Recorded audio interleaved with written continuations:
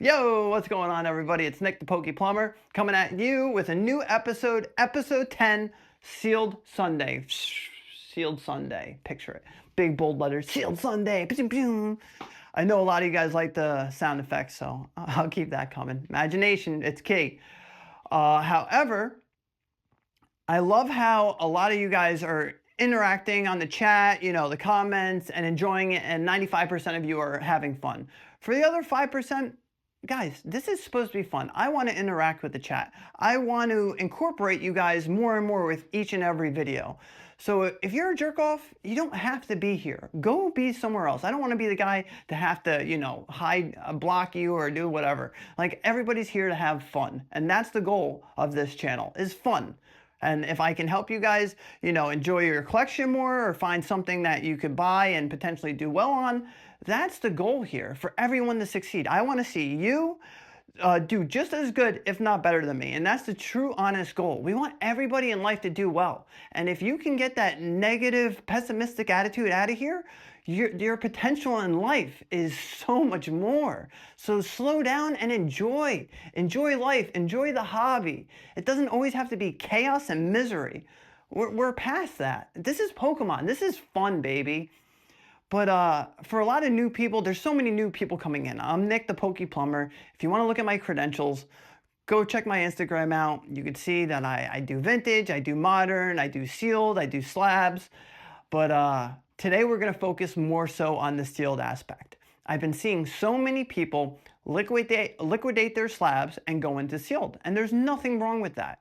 When I got my house, we wanted to redo everything. It was an older style house. So what I did is I took my PSA 10 crystal slab collection, Japanese and English. I took some of my PSA 10 shinings and I liquidated it in order to redo my house. I used that money to redo my house because I couldn't find myself selling my sealed product. I did sell some black and white boxes, but as far as like XY and modern, I didn't want to get rid of any of it. I just didn't. And I'm happy I didn't, because look at the prices of a lot of these things. Look at Team Up, look at Cosmic. If I was to get rid of those, I'd be miserable right now.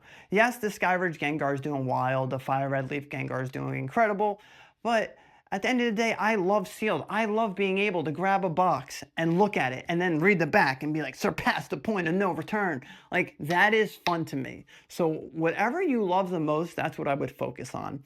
And for the newer people, the best recommendation I ever got was buy one to keep sealed and buy one to rip, because you can enjoy both parts of the hobbies. You can enjoy the investment part of the hobby and you can enjoy the collecting part of the hobby. And that's the beautiful thing about it. You can do both. It doesn't have to be one or the other. You can do both. It doesn't always have to be about money, money, money. Yes, we love money, but what's the fun in making money if you can't enjoy it as well? That's just how I feel. But my one buddy, Joey, Ditto Dudes, has been going crazy with this. He's been liquidating all of his slabs and turning it into sealed, because slabs have jumped up. The illustration rares, the alt arts, they've seen all-time highs. So now he's like, okay, I know they have a chance to dip, so I'm going to focus more so on the booster boxes. And I think that's brilliant. I truly believe that's brilliant, because now with these booster boxes, if you keep them sealed, the growth is just unstoppable. Every time somebody opens a box and they pull one of those chase cards and it grades at 10, the pop's only going up and up and up. However, every box, you rip it, it's going lower and lower and lower. So that's the beauty of sealed. Yeah, it's wild. And while we're on the Sealed Sunday topic, I have to talk about Japanese. I know, oh, Japanese is horrible. We hate sealed Japanese. 151. Japanese. I know we're going to get a lot of terrestrial, but I don't know if we're getting more Japanese 151. Everyone thought that box was trash. I was grabbing them around $55 when it had the reprint. I believe the cases were around $6.75, and nobody wanted it anymore. And it was just such a eye-opening, experience that I was able to grab these and look at where they are now. It's just, when you have that gut feeling, sometimes you have to jump and make that move. Whenever you have the gut feeling, go off your intuition and listen, because I was like, all right, we have 151. They were selling at $2,000 a case, and now there's sub $700. It was just a no-brainer because it's 151. And I know I'm going to lose a lot of you with this, but also the Japanese cards look absolutely beautiful. They're so much fun to rip. The hits are better in Terastal. Like, I had so much more fun opening Terastal than I did Prismatic. And it sucks because I don't have that much of a position in Terastal. I was supposed to, but I unfortunately I don't. But I love Terastal. I love the hit rate. You get a pull in every box. It's exciting. I just feel like people crap on Japanese so much, but when you see a big set like 151, Terastal Festival, those are sets that I would grab, rip and enjoy, and set to the side. Now we're seeing 151 go up and up and up. I would kind of try to move on that before it's too late. Now we're going to go back to the English world. Hidden Fates. Someone commented this, Hidden Fates tins, and they asked me my thoughts on Hidden Fates tins. And I think Hidden Fates tins are fantastic. If you can get the Gyarados and you can get the Raichu, those are great grabs. However, I'm going to give you guys a little tidbit here. In the first print run, you have a seal that wraps 360 around that tin. The reprints only had it on side to side, and then the top and bottom were open. Try to get the first print tins. Those, I'm telling you, every time I open one of those tins, there's hits in them. In the reprints, there weren't as many hits. And it goes for the ETBs too. I don't think this is a first print ETB, but the first print ETBs have a little, no, this is not. It has like a little tape part right here. Those are the first print ones. I would try to grab some Hidden Fates ETBs. I mean, they were stagnant for so long, and now we're finally seeing them over $200. So Hidden Fates is another fantastic set. Chilling Reign. Everybody knows how much I love Chilling Reign. I've said it forever. And because I didn't bring it up in the video yesterday, doesn't mean I don't love that set. To me, that's still a top 3 Sword and Shield set. It has the second most alt arts in any era. I mean, the second most alt arts in the Sword and Shield era. Right behind Evolving Skies. When you have that many alt arts, all it takes is for a couple of cards to, you know, rise up where that box is inevitably going to catch up to that. You have the Moltres. I mean, I think the Rapidash is finally getting love. The Zapdos. Blaziken, which is one of my favorite cards. I know it dropped a little bit. I believe the PSA 10s dropped down to around $600. If I say I can get it lower, the people will be like, oh, it's only $600. Yes, but the Blaziken. So yes, Chilling Reign will always be an S tier set to me. People call it Chilling Pain. I've said it in past videos. I've had the best of luck with Chilling Reign. So Chilling Reign is another fantastic set. Now, we have the new set coming out. Did you see that Garchomp with Cynthia? That might.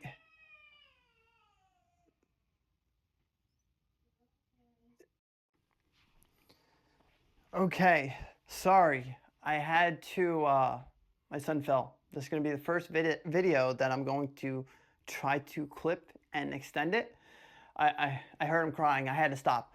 But I was going off on the Garchomp. That Garchomp and Cynthia, I think that's going to be my chase card of all of Scarlet and Violet era. Yes, I have it even above the Bubble Mew, which is wild because the Bubble Mew is one of the most beautiful, brilliant cards I've ever seen.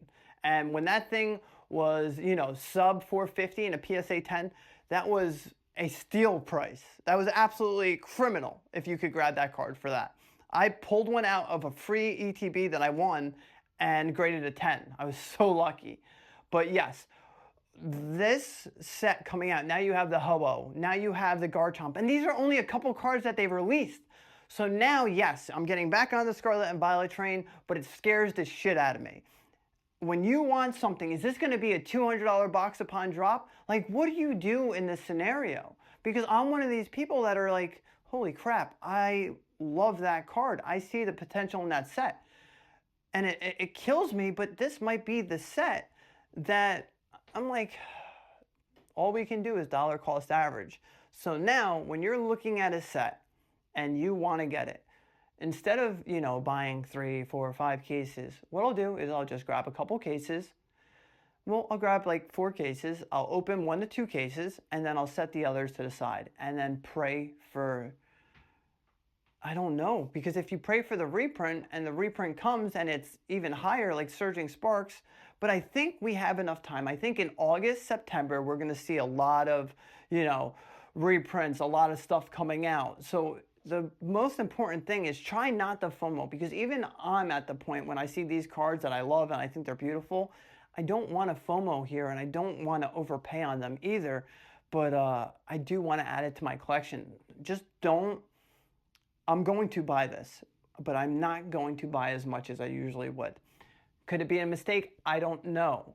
But this is when I'm going to pray and be one of those Timmies and pray for the reprint. Because I don't know. I don't know. Could this, but in my head, I see the potential with just these 2 chase cards.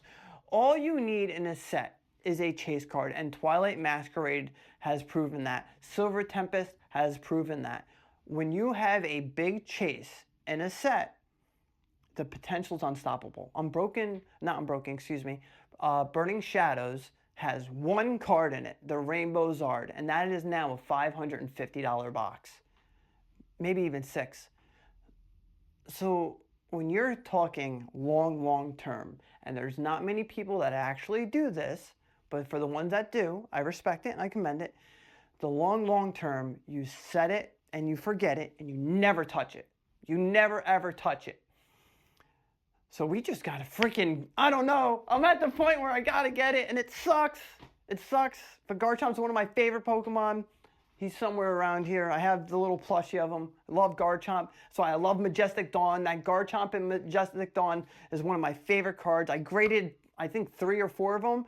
Never hit a 10. I hit a 9, and that was because I cracked the 8 that I sent because it was like perfect. I thought it would 10. It had a chance, and it kept 9ing.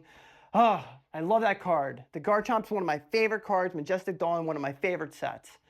But I'm super excited for that. Cynthia, she's such a badass trainer. You have to give credit when credit's due. Man. And then the last set I want to touch on is Astral Radiance. Astral Radiance didn't get a huge reprint during Sword and Shield era. Astral Radiance has the Machamp. It has the Misty. It has the Garchomp. So yes, you have 3 beautiful cards. If you can still get Astral Radiance at a decent price, why not?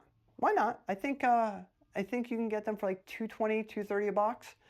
And then last but not least, for my Sealed Sunday, is going to be a set that is cheap, but Rev just did a video on it, Battle Styles. Sleepy T-Tar. I pulled that in the 3rd pack I've ever opened of Battle Styles. And it has the Gold Houndoom. But Battle Styles is still significantly cheaper than a lot of... I think it's cheaper than any Scarlet and Violet set right now. Why not grab some Battle Styles? I did when it was on Pokemon Center, and I think you can still find them for a good price. I can't believe I'm saying this, but Battle Styles is a buy. It was once a $70, $80 box, and now it's like $180, I believe. So yes, Battle Styles. And that's the toughest part for a lot of people, is they need to get over the fact that, yes, Fusion Strike used to be an $80 box, and now it's $400. Yes, Lost Origin used to be a $90, $100 box, and now it's $350. You need to get past that. If I never got past that with Cosmic Eclipse, with Unified Minds, I wouldn't have half the collection I have. With Roaring Skies, when these things were so low, it was just, you got a dollar cost average. I remember the first sign of Unified Minds when it went to $1,200 a case. It's like, wow, I got to grab some of this. And then it went to $300 a box. It was just, you have to get over the hump. Yes, I remember the good times when they were less. But you need to keep pushing. You need to get it out of your head, because it's never going to see that pricing again. Fusion Strike will never, ever, ever be a $100 box again. Ever. And I can put my entire reputation on that. It is now a 400 plus box. Fusion Strike will one day be an $800 to $1,000 box. And that's how you kind of have to start to look at things. If you love a set, if you love Gengar, if you love Espeon, then Fusion Strike is a set that you need to have into your collection. I'm going to do my best to edit those 2 videos because I had to stop. My son hit his head. She took off the bumblebee and he laid back, and I guess he hit his head. I'm so mad. When my son gets hurt, it kills me on the inside. But for the last segment of the day, Pokemon pronunciation of the day. Let's see. I marked off a couple of them. Let's see who we're going to do. This is why I marked this one off. I already know. All right. Let me take off the sticky. How do you pronounce this Pokemon? You ready? Chime-Echo. Chime-Echo. Chimecho. I heard Chimico. It's Chimecho. Pokemon 0358. Chimecho makes it cries echoes inside its hollow body. When this Pokemon becomes enraged, its cries result in ultrasonic waves that have the power to knock foes flying. Chimecho. Not Chimico. Chimecho.